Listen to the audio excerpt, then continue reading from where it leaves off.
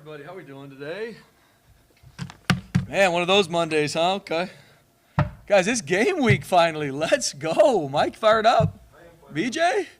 I mean, Johnny, let's go. I'm shocked you guys aren't standing up doing some chants right now. It's game week. Good. I expect that after this too, Johnny. Let's go. It's game week, man.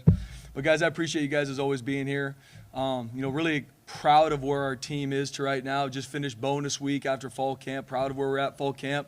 Still got stuff to continue to work on and improve on. And no different now as we step into game week. We have a team meeting later tonight with our team. And that's exactly what I'm talking about. The prep is not finished. In order to play confident and fast, you have to prep like it. And that's what we need to continue to do in every moment we have to have the right and earn the opportunity to go win game one. We haven't won game one here in a while. And especially on the road, we haven't won in a while. And so that is the message of the team, and that is what we've been working for this entire offseason. And stepping to game week, we now have to put the work in, the prep, to make sure we go get that done. And obviously, it's a tall task. So I'm proud of where our team is, but we're fired up to continue to work our tails off to earn the right to have a shot to go win game one. So, going out to play Georgia Southern, Clay Helton, I think the world of. I know our whole staff does. He's coached at an extremely high level everywhere he's been. He's a phenomenal offensive mind as well as a head coach that's, like I said, done it at a high level for a long time. I know a lot of guys that have worked for him over the years, and they cannot say enough good things about Clay Helton, who he is, how he runs the program, and obviously he always finds a way to win wherever he's at. And for us, being able to travel across the country. It's a long travel time we're going through, deal with the elements. Georgia Southern's fan base does a phenomenal job. That place will be packed. It will be rocking, playing with a lot of guys that have played there. They're like, you better be ready for the crowd noise because Georgia Southern's fan base will be showing up in a major way. And I respect that a lot about their program. They've been extremely successful at every level they played in, and there are a lot of similarities from them to us. And so, it's going to be a hostile environment that we have to be ready for. The heat, the humidity, we got to be ready for. We're working our tail off, but that's coming. So there's a lot of things that we know we got to be ready for going down there. They were 5-1 at home last season, which is a testament to obviously the plan the coaches put in order, but a testament to that fan base. The crowd noise, the hostile environment they create down there is going to be something that we have to make sure we're ready for. So we know the task at hand. We got to find a way to win game one, and Georgia Southern's working their tail off, do the exact same thing. And so fired up for Saturday at 4 o'clock. And we will be ready. So looking at, really all three phases, starting with special teams, they got a couple elite returners. And so that's something we've been working on a ton. Coach Collins has put a great plan together. But they got a couple returners that can go the distance at any point, at any time. And they play their tails off on special teams. They've been able to create a lot of explosive plays via special teams. So it's stuff that we got to be ready for. On the offensive side, they've been a successful offense. They threw the ball a ton last year. We're very successful from everything we've been researching and looking at. They want to be more balanced. Coach Helton and his offensive staff has always done a phenomenal job moving the ball, and they have the guys to do it. They got a tailback in 25 that'll be one of the best tailbacks we see. And they've got number 22 can do it as well. J.C. French, the starting quarterback, number 12, he played last year as well. And he can run, and he can make all the throws. So in that offense, he's going to be able to take off and run some QB design run schemes, but he can also make all the throws. So it's an offense that is going to create a lot of confusion with a lot of different motion adjustments, formations to put defense in conflict, and they got the guys to do it. They also got a receiving core in number 1 and number 2 that can win one-on-ones all day. And they showed that in film against Wisconsin, against a majority of teams they play, that those guys can go out there and win their one-on-ones, which as a defense, we have to take a big step in. And that was a huge point of emphasis this offseason, is eliminating explosive plays and doing a much better job in eliminating it run-wise and pass-wise as a defense. Flipping over to their defense, they did a great job creating turnovers last year. I think they had 28 takeaways, which is a great job by their defense. That defense plays hard. They got 8 returning starters. They brought a great group of transfers in on defense and on offense, so there's still some unknowns about kind of how they're going to use some of these transfers. But they did a good job hitting the portal on O and D to really even kind of boost that. But with 8 returning starters on defense, number 1, their Mike linebacker, he's a big-time player. He's all over the field. They got some DBs that can lock down, and the front 4, they are relentless. I think that's a lot of the reason they created those 28 takeaways, is they do a great job creating confusion, and they get to the football. I love how they play the game. So the task is there for us. I'm proud of where our team is. I can't wait to get into game week with our team and attack it. Everything we do is earn the right to win game one. We have to do that. That is an action that you have to do, from how you're in the training room to how you walk through to how we install to how we go through practice to how we handle this travel, how we're hydrating, how we're going through what we eat, how we're handling ourselves on the road. Everything is earning the right to have an opportunity to win game one. And that's what I'm excited for our team to do. There's been a lot of hype in the offseason about our team. There's a lot of guys that deserve that. Now we got to go put it on film. And with hype, it only puts a bigger target on your back. And at Boise State, you embrace that. But now it's our job as coaches and players to go earn the right to go win game one. A lot of the guys last week were mentioning it. You just mentioned it. It's been a few years since you guys have won game one. Just how hungry is this team to start 1-0? Yeah, every game matters. You got to win your first one. And I know Coach Helton's saying the same thing to his team, and I know every coach around the country is saying the same thing. You got to win game one. And there's unknowns on either side of the ball, from how our recruit's going to play into, where's depth chart's going to be. At the end of the day, at 4 o'clock, that ball is being kicked off, and we got to be ready to go. What gives you the confidence, Spencer, that you've seen in this building with these players that they know 1-0 is just everything right now? Yep. I've seen them work since January towards this goal, Johnny. I've seen them when there's snow out on the blue, and this game was 8 months or 9 months away, and I saw them work. Now, there's been a lot of things that we've needed to grow in every single day to this point. Like I said, this is game week. We still got things we got to continue to work and grow in. But I've seen them work when no one's watching. I've seen them work in the dark, and I know here coming soon that's going to come to light. What that means for our entire team, we got to keep fine-tuning it. But I'm proud of how our guys have worked, put their head down, and focused on the little things, because that's what it is.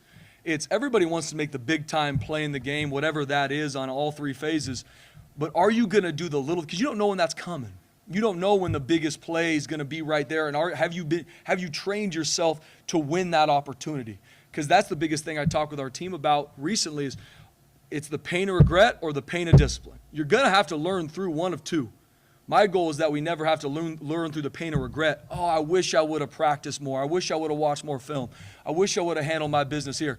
No, let's learn through the pain of discipline. When that alarm hits, you're up. You're here. You're in the building. You're in the training room. You're getting done what you need to, and that's hard, so you don't got to live with the regret of not playing the way you want to. And I'm proud of our team growing there. We're not there yet, but we're pushing forward to it, and I'm proud of our leaders stepping up and pushing us forward to make sure we have the right to go win game one. After 8 months of kind of bringing Ashton along and kind of keeping him healthy, keeping him safe, and not letting him get tackled, how eager are you to just turn Ashton loose on Saturday? Yeah, I mean, I'm excited for Ashton. I'm excited for our whole team, BJ. But even in regards to Ashton, we were smart with the situations we put him in. But you come to practice, I mean, Ashton Genty's been working his tail off. I mean, it's definitely not been a bubble wrap situation for him. We are smart in some of the live situations with him, just because, especially as a tailback, you don't know who potentially could be in a bad situation. But my man has worked his tail off in practice. He's significantly one of the higher guys on the GPS loads. I mean, he's ready for game one, and he's worked his tail off to earn that right. And White are really good running backs for them. What are their styles? Maybe how do they compare and contrast with our running backs? Yeah, I mean, both of them do a really good job. I mean, number 25, I think it was close to 1,000 yards last year. What I love about both of them is they can make you miss and take the distance, or they can go through you too. They got a lot of different run schemes to attack our defense that we got to be sound and fit up. But with the running backs they have, you might have it all fit up and it looks really good on paper, but can you actually make that tackle? I mean, you watch the week 0 games, and I was talking to our team about this. The teams that won tackled really well on defense. The teams that didn't tackle well, and they had a lot of penalties. So those are the things, the point of emphasis for our defense this week is obviously being sound, eliminating explosive plays. We have to tackle well. And especially with those two backs, they're going to put them in empty. They're going to move them around everywhere. We got to be able to tackle in space. You named your starting quarterback a little over a week ago. To ask you on camera, why did Maddox Madsen win that job, and what is the single best attribute that gives you guys a chance to win against Georgia Southern with him at quarterback? Yeah, going through all fall camp, and Maddox and Malachi, like I've told before, did a great job. We got 2 really good quarterbacks. Made the decision for Maddox to be our starting quarterback. He earned it, and he gives us the best opportunity to win game one. He's a master of our offense. He understands how to run it. He understands how to get the ball in playmakers' hands, and he's smart with the football. He knows what it takes to win game one. What I love about Maddox is he is a big-time competitor. Malachi is as well. Like I said, I got to give Malachi's done a great job, and his number is going to be called at some point this season, and I know Malachi will be ready. He's working his tail off too. But right now, going into game one, Maddox Madsen has deserved the right to be our starting quarterback with how he's played, how he's led, and I trust him. And I know he's going to go out there and make right decisions. He's not going to be perfect, doesn't need to be. No player on our team is going to be perfect. but he's going to stay in the fight. He's going to keep swinging, and he's going to lead our team in every facet, not just offense. He's a leader in our team. This will be the first time in his career that he's gone into game week being able to start, because, I mean, last year it wasn't until, I think, the day before the game. Just how is he kind of, taking that all in and really appreciating the moment? Yeah, he is a calm, cool, collected young man. I mean, that's what I love about Maddox. He never gets too high with the high or low with the lows, and he's a very consistent competitor. You know what you're going to get from Maddox every single day. He's going to prep his tail off. He's going to do exactly what he needs to for this team and our offense to be successful, and he's been no different. He's always been the hunter, where he's the number 2 trying to go get the job. Now he's the guy that other people, he's the one that's being hunted. But my message to him is, don't ever look behind. Don't ever look behind your shoulder and see, I hope I don't lose my job. Go be the best quarterback in the country. Go attack some of those things. Go be the best for our team. Don't worry about who's behind you. Don't worry about making mistakes. I'm not a coach that wants our guy to fear failure. I want to attack success. I tell our team all the time, we do not fear failure. We attack success. You fail in a situation, learn from it, grow from it, and keep attacking success. That's who we are. That's the only way to play this game, is not being afraid of making mistakes. Go attack success, and Maddox has done that. He has not been perfect. There's a lot for him as a redshirt sophomore that Coach Cutter, myself, are working with him to continue to grow in. But nobody wants to improve more than Maddox in every phase, and he's ready for this moment. I'm excited for him. In terms of Malachi, outside of being ready for his number to be called, what specific chores will he have on Saturday for 3 hours during the game? Yeah, he's going to, all the way up until game time, he's prepping to be ready. And that's for all positions, but especially a quarterback at number 2, is who knows when his opportunity is going to be called. God forbid something happens to Maddox. Something's going sideways. Like, he's got to prepare himself to be ready to play, and that is his job. That's exactly what our team needs him to do on Saturday, to be locked in. How's the game going? That's also something in any position. Could be on defense, could be the second team quarterback, is I'm so locked in this game that the second my number gets called, whenever that comes, I know how the game's going. I know how we're being attacked from their defense, and I can go in and make the plays that this team needs me to make when my number gets called. And he's done a great job to this point. He's been in here early, getting prepped and ready, so when his number does get called, he'll be ready to go. I was talking to Chris Marshall last week, and he just kind of said, hey, you realize this is his last chance. How have you seen him on the field, off the field, since he's been here, and just his mindset, talking about with his, having a child now and just everything that he's dealing with? How have you noticed him taking advantage of this opportunity? Yeah, with Chris, I mean, we've talked, even going through the recruiting process with him, getting to know him really well, and understanding that it's our job as coaches to create structures for every single one of our players to be successful. And here, we don't formulate our culture for individuals, no different for coaches. This is us. This is what we expect to be a part of this football team. How we handle meetings, how we handle the treatment room, how we handle practice. This is what we do as a Boise State football team. And since Chris has came here, he's worked his tail off to do that every single day. He's done a great job in the classroom. He's done a great job in the things that's like, hey, this is mandatory to be a part of this, because he knows this is his shot. And he's got to make every opportunity count, and he's done that. And he's learned through pain. He's learned through the regrets in the past, and he's changed how he is. He's still got a long way to continue to grow and work. That's the beautiful part about me as a coach. That's why I coach, is every player in our team still has a long way to continue to grow and develop. These guys are 18 to 23 years old. I mean, I promise you I wasn't a finished product from 18 to 23, and it's my job as a coach to keep presenting where we're pushing them to. Where are we chasing? And Chris has done a really good job with it. He's an extremely talented young man in all phases, and seeing him handle the little things from how you prep to how you get your body ready to play this game, he's done a really good job. And I'm proud of where he's going, and he's only going to continue to get better week to week. Receiver room feels like you got 5 or 6 interchangeable pieces. Is there a game plan with that where you're telling 6 guys all be ready, you're all going to play the same, or do you have to trim that down a little bit? Yeah, Coach Cutter and Coach Miller have done a really good job. I mean, we've got a bunch of different groupings and ways to make sure all these guys get a shot at making plays in this game. And because we are blessed to have a really deep group right now. And then now, who is going to put it on film in a game? Who is going to attack it at a level that makes plays and it puts a defense in conflict? So it's a really good place for us to be right now, Johnny. And obviously after game 1, we'll continue to evaluate, hey, who stepped up? Who do we need to get the ball to more? Who deserves more reps? You're consistently doing that through the season to make sure your best players are on the field. After the last scrimmage, you mentioned 2 safeties, Bowen Phelps and Bryce Cleve. Just both walk-ons, both guys who are playing behind a deep rotation of safeties. What's impressed you about them, and What do you expect to see from them this season? Yeah, both of them have done a great job through fall camp. I mean, Bryce Cleve has done a great job, not only defense, having to play multiple positions in the back end, but he's going to be a huge player for us on special teams as well, and he's earned that right. I mean, Bowen Phelps is a guy as a redshirt freshman that did some good things through spring ball, and you're excited about him. But, I mean, he came on the scene so strong in fall camp. I mean, you ask any one of our players on our team, Bowen Phelps, and they'll be very impressed with what he has put on film. And he's going to have a big part defensively as well as on all of our special teams units because he's earned the right to. He's played really well in fall camp, and I'm excited for him to play his first game as a Bronco coming up here in a couple days. You mentioned, this program takes that blue collar mentality. How do they kind of define that? Yeah, we've got multiple guys on our team that were walk-ons that were put on scholarship and kept working their tail off. I mean, Alexander Tubner's one that's used a lot, Tyler Crow, Jonah Dalmas, and that's what this place has been built on. And some guys, it's not just the guys that came in as walk-ons that earn scholarships or guys that have the blue-collar mentality. Those are the guys we look for when we recruit. This could be a guy that's recruited from everywhere in the country. I want the guy that wants to outwork people because that's the guy that is going to be here, but in a year he's going to be here 2 years, 3 years. As a developmental program, the only way to develop someone is if they want to be developed, if they want to be the best they can be with their actions. Everybody's going to tweet about it and talk about it. That's blue collar to me. I want to outwork people in every single thing I do, and then maybe that doesn't mean they're a big player as a freshman. That's okay. But by the time they're sophomores or juniors, they're going to be a player that has a huge impact on our team because they earned it.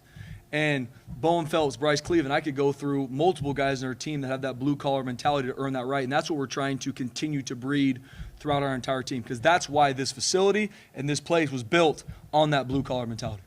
You talked a little bit about the week one performances over the last few years. I mean, there was at one point in time where that was the identity of this program. Va Tech, Georgia, Boise State was the team that was ready to go. So as you kind of assess the last couple of years, what was the thing that you felt like you guys might be missing right out of the gate, or what was the thing is there anything that stood out that you wanted to address that would give you a better shot? You feel like to start better? Yeah, Jay. I mean, all off seasons things. Me, Coach Hilgard, our strength coach, OD special teams. We look at to see how can we start fast, and obviously in years past, opponents varied. From Washington last year to Oregon State to UCF to different opponents throughout the years. But so much for me is, are we ready and are we playing fast? Those are the two things that I hit our staff on is I want to make sure game one when we watch our team, we know our team is ready and they are playing fast. And those are the things that we looked at from all facets to how we train, to how we develop through the summertime, through how we practice. Because it is both sides, game one. Is you can have a team that is fast and fresh, but if you haven't practiced and you're not ready, this is football. You can't pretend this game. The only way to get good at football is playing football. And so it is that fine balance that we've done a ton of research through to make sure we believe this was the best plan going forward. And then after game one, we'll be able to evaluate and see how was it. And if it's not going to be perfect on Saturday, whatever doesn't go well, we got to look back and see, okay, next fall camp, we got to work this more. This is something we missed. So we can constantly evaluate to make sure, because winning game one for everybody across the country is pivotal. Spencer, the last couple of years, something weird has happened with Boise State football that doesn't really happen around here an awful lot through coaching changes, in-season coaching changes, quarterback juggling, 6 losses last year. For some fans, there's been a loss of trust with the Boise State football coaching office. Not personnel, but just the office itself. Winning obviously cures a lot of things, but how do you fix that? How do you bridge that gap? Consistency. And that's something that I believe as not only the leader of this program, our staff as leaders to these young men, is we have to be consistent. We can't ask our players to be consistent every single day with their process, their urgency if we're not. And it starts with me. And that's something I talk to our team a lot about is if I'm not modeling what I'm asking for my players, I am a liar. I'm asking them to do something that I'm not doing. And so I completely agree with what's going on with this program over the years. And it's my job to fix it. It's my job to make sure that we continue to grow and push new heights. Bronco Nation deserves that. And it starts with consistency from my seat. And I got to do a good job with modeling. I'm high energy intense all the time. And just make sure that even days that maybe something comes up, frustration, anxious, whatever it might be, I will and focus on to be the exact same for our players and everything we do, because that's what I believe God's called me to this place to do, is to develop champions. And the only way to do that is to build the trust by being consistent every single day. And I think from that breeds consistency with the staff. They're going to then be consistent with our players, and they're going to see us being steady. It's not going to be perfect. In football, you got to adjust. You got to adapt. How are we going to adjust and adapt when something goes wrong on Saturday? Because it will. If we're consistent and we stay the course, that's how you create championship teams. The explosive plays. I mean, they're top 15 in the country in passing offense last 2 years, 300 yards a game. Yep. Obviously, last year that was a struggle for you guys Yep. at times, pass defense. I mean, Yep. you've added some new corners, got some returners back in the safety. How do you look at that challenge, and is that a nice test right out of the gate for the pass defense? BJ, it's a huge test. I mean, leaving last season, the three main things we had to improve defensively, there's a lot of things, but the three main ones, pass defense gave up way too many explosive plays. Huge explosive plays pass-wise. Third downs, did not get off the field on third down. A lot of them were explosive pass plays. And the third thing was tackling, which Georgia Southern does very well. So it's going to be a really good test for our defense right out the gate to see, have we done a good job with our tackling? Have we done a good job fighting our tail off to make sure we eliminate these explosive pass plays? And do we get off the field on third down? It's a great test because, like I said, on the flip side, Georgia Southern does those three things really well. Describe the Tim Tebow experience in this building. It was surreal for me. And it was something even with, not to get any intricacies, me and Mike actually talked about it a little bit, like, I didn't even know till he came to practice that we were going to get it done. It's a testament to him, to his support staff, because he flew in to do the event, and then he left right after, and it was something that I was able to talk to him on the phone, I think the day prior, and he's like, Spence, I'm going to try, but I don't know, there's a lot of logistics. I'm like, I get it, would love you. Here's our practice time. If you can come out and talk to our team, it would mean the world to me. And so I said, Charlotte, keep your phone on you. If he comes over, be ready. And big old Tim Tebow, 260 pounds in a tight polo, came out. Everybody was just like, there's Tim Tebow. And he did a phenomenal, I mean, he is, when you listen to somebody and you watch him, he was one of the greatest college football players I've ever seen in my entire life growing up. And when you see something, I listen to a lot of the stuff he talks about, he's even better in person. I mean, being around him, the humility he had, the leadership, what he spoke to our team about just struck right to the heart about what passion and conviction really means to a football team and what it takes, what maybe he regretted from his playing years. I mean, it was straight gold. I mean, I assumed he was going to be phenomenal. I mean, he was a 10 out of 10 in every way. It was awesome. You back at the beginning of fall camp, you said the true freshmen would be able to have a chance to fight for a spot. So who kind of emerged out of fall camp that's, a first-year person on campus that you feel like can impact this team, pretty right away for that matter? Well, first off, guys, Sire Gaines is going to have a huge role in this game, and he deserves it, and not only offensively, but also on special teams. I mean, Sire Gaines has earned the right to have a huge freshman year because he's put the work in since January to now. Another guy that came through the summertime is Cam Bates. I mean, Cam Bates has done a really good job. He's going to be a weapon for us on offense as a true freshman. And not only from special teams to offense, I mean, Cam Bates has done a really good job to this point. Defensively, a guy that's done some really good things too is Roman Kaywood. And he's a guy that I think will have a part of this game plan, special teams-wise. And just like anything, on the edge, sometimes you go through some practices where he gets banged up a little bit. But, I mean, his ceiling's high, and he's done a really good job. There's a couple other guys that are going to show up on special teams as true freshmen. Travis Anderson, Clay Martineau, a couple guys that came in that are going to have a role because they've earned that right to put on film and do a good job. So I'm excited for those guys to continue to grow and develop. And there's going to be some true freshmen that won't play at all game one. But we will need them game 8. And that's the biggest thing that I talk to our team about, especially with the redshirt rule of being able to play in 4 games. I don't talk to guys anymore about, hey, you're a redshirt, you're not. Go earn the right to be on special teams. Go earn the right to be somewhere in one of these packages on O&D, and then we'll cross the bridge when it gets to after the 4 games you played in to make the best decision for you and your future. But compete in everything you do and earn the right. Talked a lot about Sire. It just seems like he continues to exceed expectations in every way. Like when you look at like what you throw at a guy like Ashton and what Sire can handle, I'm not comparing the two ability-wise, but just like in terms of what you could ask Sire to do, like how much can you ask him to do at this point? You could ask Sire to do a lot, and I haven't met in my time many true freshmen wired the way Sire Gaines is. I mean, you talk about a guy that my biggest job in Sire's life is to make him almost have a life outside of football because he loves this so much and wants to help the team more than anything. He's the guy that has a bad rep, and it's like it kills him, which as a coach, you love that. You love that he cares about this team so much, wants to be elite, wants to be great, and doesn't just want it, but once again, puts the work in to actually do it. And he's been that way since he walked on campus in January. In the wintertime when no one even knew who this Sire Gaines kid is from Orange Vista High School, and he's done it since he got here, and he just consistently has earned the right. I mean, you watch every single one of our practices, Sire Gaines is practice tail off. Not perfect. He's a true freshman. He's 17 years old, but he's continually growing every season. So we can put a lot on Sire Gaines, and not only offensively, but also special teams because he's earned it. And stuff that he screws up, he works his tail off to get fixed. And a lot of that is testament to Ashton. It is testament to Coach J-Mo, our running back coach, that's done a great job with him. And those guys helping grow him. If he screws something up, he's the guy that's going to be waiting by Coach J-Mo's office to watch the film, to get it fixed, because it matters so much to him to be great and to help our team. This offseason, your players were not shy about talking about CFP. I almost expected it to be written in a new goal up here on the wall. As the season starts now, have you talked to them about backing off on that, or do you like that kind of talk even as the season starts? Right now, as we start season, guys, it's all about game one. And then no different this time next week, it'll be about game two. It's all about our process. And I don't say that to beat a dead horse, Mike. That's what I believe. I believe so much of college football is handling your process. What I mean by that, too, is it's not, well, this game I'm going to do this differently, and then this, because then you live a roller coaster season. As a player, you live a roller coaster career. So this is an example. I don't play well in a game as a player.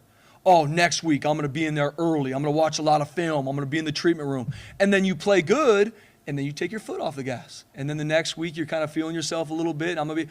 We're not going to live in that world. I'm all about process. Whatever you do it the same all the time. And working to fine-tune it to make it elite. All the great players have that. And that's what I'm working to with our 115 young men is what is your process? Fine-tune it to be elite and stay with it. If you didn't play well in a game, stick with it. Stay in it. Learn from your failures and how you can make it better, but you don't got to change everything. Stay with your process because that's everything. No different for us as a staff, no different for our team as a whole, is there is a process in place to go out and win game one. Then when we finish with game one, we're going to put our process into place to go win game two. And to your question earlier, Mike, it's my job to be consistent. Correct what needs to be corrected, learn from all failures, attack success. Questions regarding special teams. Every time this fall camp, we've had James, Jonah, or even Mason come in for an interview. The entire group has been in there with them, following them around. I know the brotherhood's a big thing, but how special is that camaraderie between the special teams unit? And then the second part of the question is, you've been around football a long time. Yeah. Have you ever seen fandom for punters and kickers like you have for what Boise State fans have for them? I'm going to answer that question first. I have not. I got a JFR and Jonah Dalmas shirt, and I wear it all the time. I can promise you that. I'm a huge fan. But, that group is such a close-knit group. Tyler Rossa does a great job coaching those guys. Coach Collins putting the plan together from a special teams unit.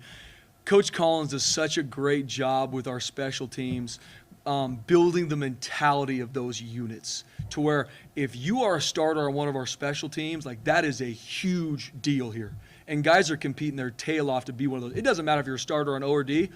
I want to be the right tackle on our punt team. He's built that mentality for our special teams unit through everything they do from the drills. And then that bleeds right into our specialist group. Like I said, Coach Rossa does a phenomenal job coaching those guys in the day-to-day. The mind games that it takes in regards to kicker, blotting things out, and how to attack success the right way.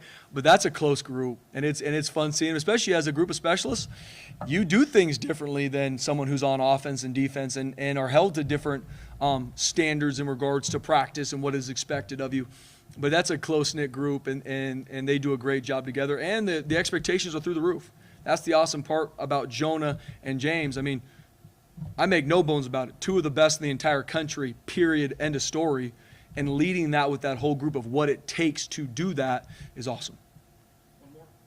Spencer, I was on the call with Coach Helsing earlier. He mentioned Ashton as a threat. Sorry. Yep. He mentioned Ashton as a threat several times. Just the attention he's going to get through the season. How do you make sure he doesn't get taken out of games? You're getting the ball into his hands for what you need. Yeah. Ashton Genty is a threat. and he's put that on film. And it's our job as coaches to make sure he gets the ball and is a threat consistently. It's also our job as coaches to make sure we're smart with when he does and how he does and when he gets his breaks, and that's all a process that we'll walk through.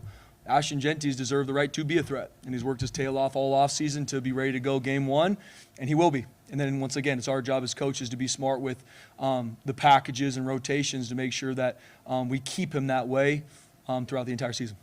Good question. Appreciate you, fellas. I want a little bit more juice here next week, man. Come on, I'm watching you, BJ. It's our week one no-ball.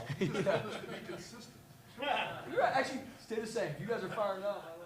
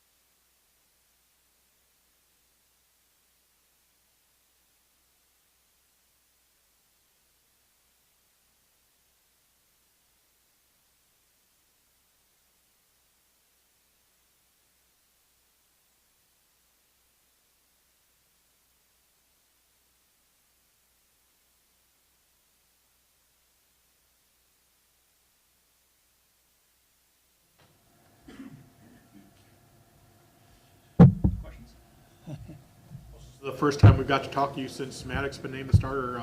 Spencer says he gives you the best chance to give you guys a win in week one. What do you think he does that gives you that best shot? I think he's just a pretty solid player all around. I mean, he's extremely smart. He's an excellent competitor. He knows this system inside and out. He'll get us in and out of the right plays at the right time. He's tough. He's a good leader. He's everything you want your starting quarterback to be. What does he do in the play action or the screen game, Dirk, that maybe stands out that interests you? I mean, I know you're probably going to run a few of those throughout the year. I think the main thing he does in the play action game is have Ashton Genty standing behind him. That's probably the best thing he does. How big was the gap with him and Malachi, and where's Malachi? Well, I'm not going to get into that kind of stuff. The gap was this big. I mean, that makes no sense to talk about that. Spence did say, though, that he feels like Maddox has mastered the offense. In your eyes, what does it mean to master an offense? Because everyone wants to go into like arm strength and all this stuff, but like, what does it mean to master an offense? Yeah, well, I mean, if you ever looked at how many words are in those calls, I mean, there's a lot. You got to be able to rattle that stuff off fast. You got to be able to repeat it. You have to be able to. We're a lot of different things at the line of scrimmage based on what the defense is doing. You have to make quick decisions. You have to be able to communicate it. You have to know what everything means and then what the checks are off of that. So, the verbiage is the same as they used last year. So, he understands that. This is not, we didn't change the verbiage. We changed some of the schemes, but we didn't change the verbiage. So, he probably knows that better than I do, that part of it. So much attention this fall on protecting the ball, all players, and obviously the quarterback as well. Mm-hmm. What kind of progress did you see from Maddox in terms of protecting the ball? And I guess a follow-up to that is, if indeed height can be an issue when you're throwing interceptions, how do you coach against that or for that? Yeah. I think the main thing, like in fall camp where we turned the ball over, is we had a lot of tip balls, not because the quarterback was short, because they went off the receiver's hands. So, I mean, that's, I don't think, maybe a couple times, maybe the quarterback didn't see it. I mean, how a quarterback sees a play, whether he's 5'11" or 6'5", I mean, they don't always see it, right? There's traffic out there in between them and the receiver. But we had too many tip balls come off off guys' hands for interceptions. And, that's one thing is we threw as a team, as a team, we threw too many interceptions in fall camp. But from a quarterback standpoint, the majority of those were really not the quarterback's fault. You said Bolt had the best spring of any wide receiver. Can I ask you the same question regarding fall camp? What receiver had the best camp for you? Yeah, that's a little bit harder to quantify because we had guys in and out of the lineup, guys banged up at different times and held out for a few days here and there. And I think our wide receiver position is extremely deep. I think we have as many of 8 guys that could contribute in a good way to what we're trying to do. But Austin is up there. But Latrell Capels was probably the most consistent in fall camp, mainly because he didn't take any days off and he's in almost every play. Had a huge second scrimmage. You guys didn't get to see that, but he was very impressive in that scrimmage. But I feel good about our receivers as a whole. There's a bunch of guys in there who can make plays. In-game communication with the helmets, with the quarterback and stuff. How'd that go during camp and going on the road in week 1? How nice is it to have that? Well, it went fine in camp. We have a different setup, and we use the actual game ones twice in both scrimmages, and we have a different setup for practice. But I don't think it will be a problem. I think when you have the crowd noise of a real game, I noticed the Georgia Tech guy was, in what little of that game I saw, the Georgia Tech guy had his hands over his ears. I'm sure at some point this year, crowd noise will be a factor. But as far as just the mechanics of it, we didn't have any issues with that. Being at camp, saw Chuck Pagano out of practice. Yep. And how much fun are you having? Like, does this still all bring you joy? We were watching the offensive coaches. We were watching. Chuck's been here a couple of times to practice, and we were doing a low red zone period, and Chuck was standing in the back of the end zone, and the pass was tipped or incomplete or something, and Chuck gave a little fist pump in the back of the end zone. Offensive coaches, we were watching it on the big screen. I said, "What the hell is that?" So I got my phone out and we FaceTime Chuck. I go, "Chuck, that's BS right there. Like, you can't come and root against the offense." And he just said he's a defensive guy at heart. But it's great. It's great to be around these players. These guys.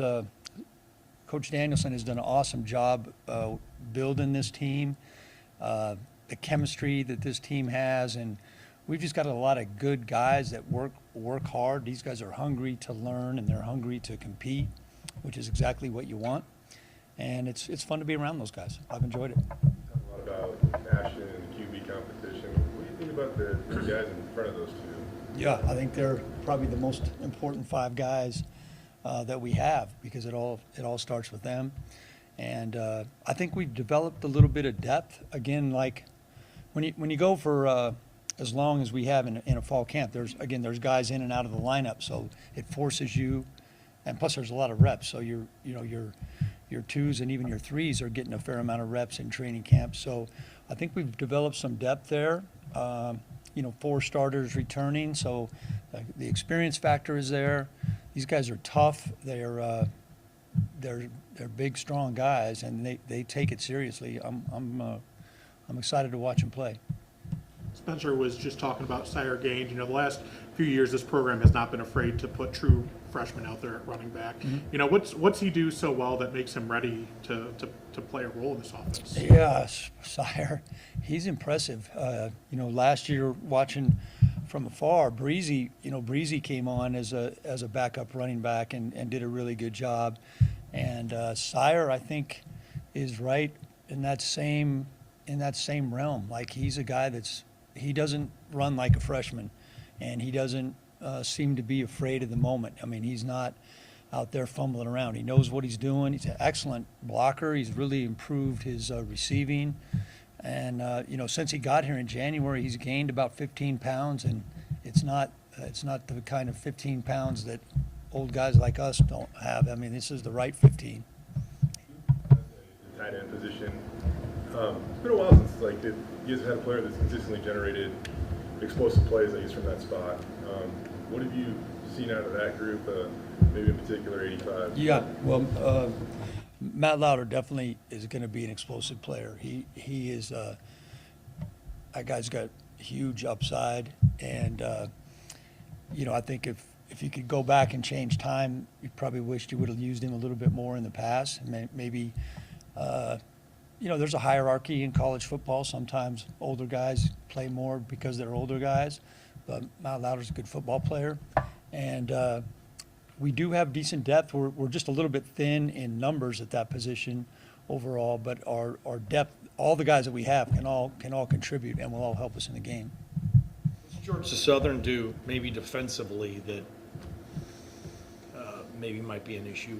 I think you're just a little bit, anytime it's a first game, those guys have been studying themselves all off season. They have a new defensive back coach, and he brought several transfers with him from Kennesaw State, including one that supposedly is going to start at corner for him, maybe more. They have their whole front four back, plus that middle linebacker is a real good player. Number one, he's an excellent player. I think they have good team speed, and they play a lot of man coverage. They played a lot of man coverage last year, which kind of highlights their speed. They have two experienced safeties. Both their safeties are coming back. So they're experienced. They've got good speed. I think every team in college football would like to have their whole front four back, and they're solid there. So you just got the unknown of how much are they going to change scheme-wise, and I'm sure they have to wonder the same about us. Dirk, you've coached like 147 season openers. Maybe I might be exaggerating. 42 to be exact. Is that what it is? Is it really 42? Mm-hmm. What's the one thing that football teams, regardless of the level, have to guard against on opening weekend, from your experience? I think everybody goes into opening weekend with a rosy outlook on the season, and I guess the old Mike Tyson line about everybody's pretty fired up until you get punched in the mouth. Like, football's a violent game, and we spend so much time trying to protect these guys from injury because it's a long season, and you don't go as live as much as you used to in the olden days, and I just think there's adversity around every corner on the road. It's a long trip. It's going to be warm. It's going to be humid. It could possibly be extremely wet, and there's a tendency of people to sometimes look past one team to get to another. There's a lot of pitfalls out there, and you never know. It could be a slip. A ball could take funny bounces. There's just a lot of things that can go wrong. So, you're always kind of just worried about the unknown. Just Ashton Genty, just to be able to turn him loose on Saturday, and there's a lot of hype and talk about him, but just to let him get out there on the field and actually play and be the big factor in your offense. How excited are you to call plays for that? Yeah, no, he's had an awesome camp. I mean, Ashton, he's a heck of a player. He deserves everything he gets because he backs it up with how he works, and he's very productive on the field. I mean, that guy's just so consistent and so solid, strong in every area, blocking, catching, running, and I know Coach Danielson probably mentioned he's been really improved, or I don't know if improved is the right word. He's probably our best leader, one of our best leaders on the whole team. Kind of building off Ashton, you were in the NFL for such a long time, and once you get that level, obviously guys got to take care of their own business. And all you hear about Ashton is how he really handled his own business this offseason. So what do you think about the position he's put himself in order to have success on the field this fall? Oh, he's done everything he needs to do. I mean, he's ready to go for sure. And I think the other thing that's important is he's brought other guys along. I think the fact that we were talking about how fast Sire's come along. I mean, not only does Ash help those young guys, but him and Mad Dog missed a connection on a pass the other day. It was actually on Inferno Day, and we had Inferno Day. I mean, that was no joke in that indoor the other day. It was like 90 degrees, and at the end they had missed on a pass. They stayed out there after, and Ashton made Mad Dog stay out there, and it wasn't a short pass either. It was a long pass. So they ran a few extras after on their own. So that just shows what kind of guy he is. You're going to be on the field Saturday, right? Normally? I am not. You're up top this year? That's correct. I just see the game better. It's I could do a better job up there than I could on the field. You guys are the only ones that can see it perfect from the field. I can't. Hey, I'm honest about it.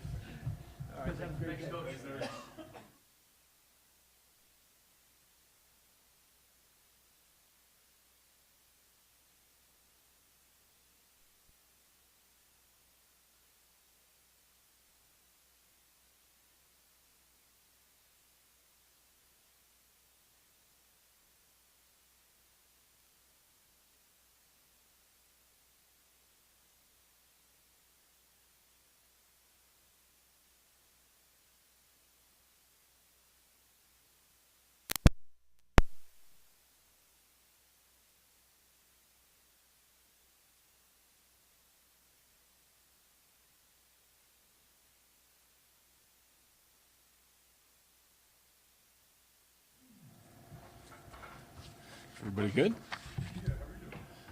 Doing great. What stands out about their offense, and obviously some returning production at running back and receiver? Yeah, I think, you look at those guys, and obviously they threw the ball a lot last year, but I think their running game is really, really good. I know they've talked more about being balanced attack, and I can see why. They've got 2 good running backs, really 3. And they do some nice things with the running game. In the running game, they're always going to try to gain an extra gap on you. So add that with their pretty substantial passing attack, and they have a great offense. They do a great job of motioning and shifting to create angles, getting an extra gap in the run game, hiding some of their splits and tendencies in the pass game. And there's always going to be a trick play that you got to have your eyes clean for. So they do a really nice job offensively. I mean, they're over 300 yards each of the last 2 years under Clay Helton, and obviously at times pass defense was a struggle for you guys last year. I mean, how big of a test right out of the gate is this? Yeah, I think this is a great first game for us and a not so great first game. It's not so great because you're defending a really, really, really good offense, but it's a really good game because you're going to see. I don't know if we're going to see a whole lot more throughout the rest of the year that we haven't already had to get prepared for, that they've done at some point during last year. So it's really good for us to have seen all those different motion shift, changing our tools and our pass coverage just to get that thing dialed up. Now you'd like to have one under your belt that, maybe didn't pass for as much last year, but it's a great game to set the rest of the year off. Not a lot of film on their quarterback, but from all accounts, it seems like he's a true dual threat QB. Just what are the challenges of facing a quarterback like that has those talents that you really haven't seen much from? Yeah, I mean it's not only just like you said, it's working their offense from last year, but then also working some things in anticipation for some quarterback runs because like you said, he is a dual threat guy. He can pull the football. They can make some design quarterback runs along with him. And then, their backup, which I assume will be their backup, Dexter Williams, he's a really good athlete as well. We got film on him from Indiana. He can really run around. So I think there's going to be some element of quarterback run that we definitely have to get ready for, even though they may have not shown as much of that on film last year. Last time we talked to you, you told Prater and myself that, you wanted to put your own spin on this defense. After fall camp, were you able to do some of that? And what is kind of the Shenander spin on this defense a little bit? Like any type of your own incorporations that maybe they didn't do last year, that now you can because you're the DC? Yeah, and I think that some of that is maybe to people that aren't in the building is not going to be a huge departure when you're watching it on film. But I think not just me, but our coaching staff did a really good job in the offseason of taking and anytime you're a defensive coordinator for a long time like Coach Danielson was, and he kind of had been in this system, so it was a lot of defense, a lot of different things being pulled into one. And I think what we did a really good job of, and our coaches did an unbelievable job of helping this out, was streamlining that whole big package and eliminating some calls or maybe combining some calls so the kids can operate a lot faster. And so I think that's the number one tweak. And then with that, additions, just adding a few things that me and Coach D had already talked about before he became the head coach, just some new things we want to get going on third down and maybe some of the pressure packages that way. But really it was more about streamlining the system and making it more user-friendly for the players. your two starting linebackers, when healthy, they've been crazy productive at times. What stands out to you about those two? And they've been here for a while. They know each other. They have some continuity working for them. So what stands out to you about those guys? Yeah, I mean, and they're a little bit different players. Drew is going to be more of a true flash guy. Like, he's going to make those big plays, and he has a great nose for the football, and he can accelerate quickly, and he's done that over a period of time. And Marco is going to be one of those guys where it's always going to be in the right spot, always going to have the front set. He's going to be a great tackler. He's going to make the plays that we need them to make. So together, they're a really nice tandem to have in the field. Heard a lot of praise from the safeties on Bowen Phelps and Bryce Cleaves. What have you been impressed with how they've done this fall? I'll tell you what, man, Bryce. So you guys all know Bryce. He's been here. He's played in some football games. He's done a really good job. He's become the guy where no one has an issue with putting Bryce in the football game. He's done a great job all camp, special teams and defense. But we kind of knew that he would be who he is. He's a solid player. He's a good football player. Bowen Phelps, on the other hand, kind of came a little bit spring ball. You saw it, and then fall camp, you're like, whoa, where'd this guy come from? He's done a heck of a job. And right now we feel like we can play him in a lot of different spots. He's going to be starting on special teams, but he will play on defense this year. Not guaranteeing how much or when and why, but he will play on defense this year. And that's a heck of a deal for a walk-on guy that's coming into his redshirt freshman year. And you watched the games from last weekend. The team that didn't tackle very well, struggled. And you talked about needing to get better tackling. It's a little bit of an unknown going into game one, but how do you feel like the tackling's improved and ready to go on Saturday? Yeah, I think it's improved. I was happy with where we were in spring. Scrimmage 1, I didn't think we tackled as well as we need to. Scrimmage 2, we cleaned that up, and we're going to work hard on that, even continuing this week. Like, the hay is not in the barn, the prep is not over for us, and some of the mental work we're sharpening up, but we need to get those tackles in. So we're going to have to tackle live a little bit. That's not going to be a crazy. We're not going to get anybody hurt, but we're going to have to tackle live and make sure that happens because, as Coach D mentioned, you watch some of those games, teams that tackled well seem to find a way to win those football games. Teams that did not tackle well, it did not work out well in their favor. Football itself is such an interesting game because you guys practice, you could say for 6 years for some of these guys, for 12 opportunities a year. With all the work you've played in, how eager and excited do you get at this point just to see if these guys can go out and reap the benefits of all this stuff? Yeah, I think for me, the practice never gets old because that's what we do. We're trying to coach these guys. We want to see improvement for them. We want to see them execute something today that they maybe screwed up on yesterday. So that never gets old, but for these guys that have been working to show the world what they can do for 12 times, which, in any part of life, 12 things you've worked for your whole life to be judged 12 times is probably not fair, but that's the game of football, right? It's pressure. Pressure's a privilege, right? Being at Boise State's a privilege. But these guys are ready. They're tired of hitting each other. They're tired of, going up against Ashton and Luttrell and Mad Dog and all those really great players that we have, and they want to go see what they can do against somebody else. So I'm fired up for them to go test their skill, test their will against an opponent. As much as you can say here, as a defensive line coach and a DC, but a guy like Ahmed, there's 90 plays, let's say. Obviously you can't have him out on the field for 90. What's the perfect rotation look like for a guy like him to keep him fresh and at his peak? Yeah, with a guy at almost any position where they're an impact player, I don't think there's a set rotation. It's going to be more about what's the number of reps where they can play concurrently, and then we have to get them a break. So there might not, if it's a 3 and out, they may not need to come out. But all of a sudden, there's the drives going 6, 7, 8. What's the breaking point? With Ahmed, it's a little bit higher because he just plays really hard and he can find a way to keep it going. But the heat's going to become a factor, the humidity, so we're going to have to be able to rotate guys through and be pretty fresh. How do you best use Benefield? Is he a line of scrimmage? Is he backfield, boundary? Do you nickel him? How do you maximize who he is? No, that's a good question. because he can do a lot, you know. So one of the things, you know, to kind of piggyback on your other question, what's changed in the system, we have added some things where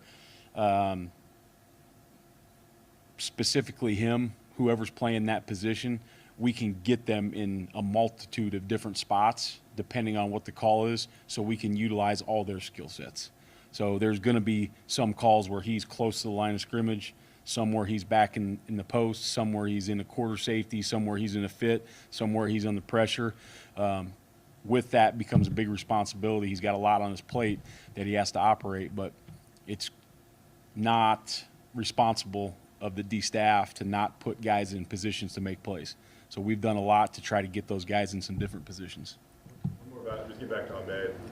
How do you monitor that, like in terms of usage stuff? Because I think we all know with him, like if you leave him out there, he's never going to like ask to come out, obviously. So like, how do you keep it fresh or real or whatever with him? Yeah, so I don't want to say the specific number right now because that's what it is, but through fall camp, we have the GPSs available to us, and we have a pretty good idea of what that point is based on the GPS loading. And we've kind of built it up, and we've seen now, like, here's what it is. And even if, like, to me, like, even if he can still go as hard as he can go, there becomes a point, and I don't even know what the term is, the science guys, Coach Hilgart, like, they know, but there's a point where there's some damage that could be done, or it's not safe for him to be out there anymore, and we've found that point for him.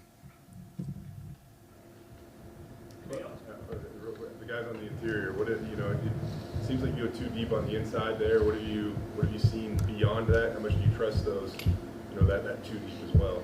Yeah, the too deep, I think we have the utmost trust in those guys.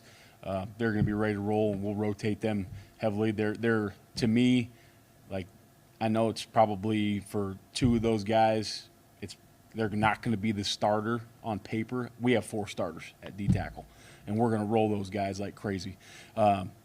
Michael Madre has come a long way to come in there and be the 5th, and then Lopez Sanusi as a freshman is probably not ready yet, but we're going to get him ready in case we have to go into a game, along with Spencer Gig and Connor Workington and Trevor McKenna. But those are 4 starters to me.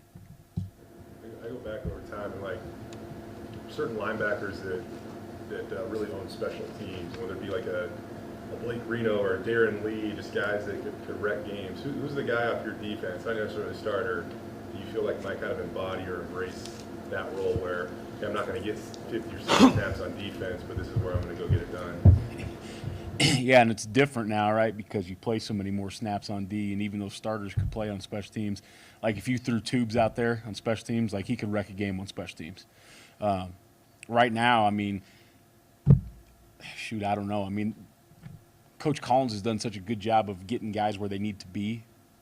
Some guys are good at kickoff, some guys are good. But, like, Bowen Phelps, I believe, like, he's going to be playing most of the special teams, and I think you guys are going to call his name a lot. But there's other guys that are specific to, hey, here's a kickoff guy. He can go wreck this thing on kickoff. This guy's great at a pump block situation. So it's become more specialized, just like offense and defense. It's not, you know, not like it used to be where there's a wedge, like you can be in the wedge, and there's a kickoff, you can go be the wedge buster. Like, there's none of those kind of crazy dudes anymore that can just run rampant.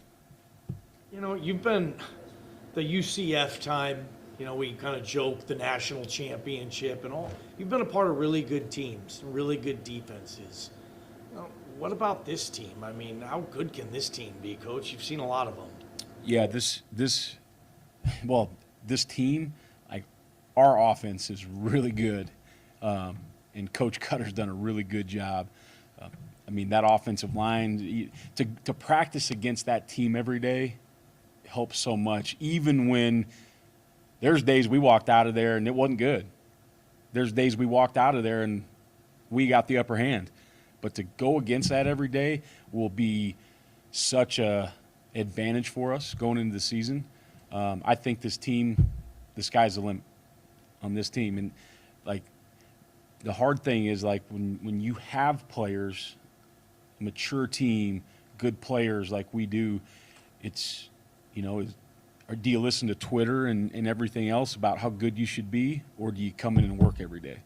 Because the only way that this team's going to reach its potential is if we work every day. We got to work in practice. We got to prepare like champions. We got to eat like champions. We got to sleep like champions. We got to watch film like champions. If any of that slips away, just because social media says we're supposed to be good, it's gonna hurt bad. So I think the ceiling is very high, but also we haven't played a football game yet. So, and we're playing two really good opponents right out the gate. I don't even want to. I told the guy the other day I don't even want to talk about the second week because that don't matter. We're playing an unbelievable team in Georgia Southern, and we have to get this thing right from the get-go, or else, you know, it can go the opposite. All right, thank you all. Thanks, Coach. Thanks, guys.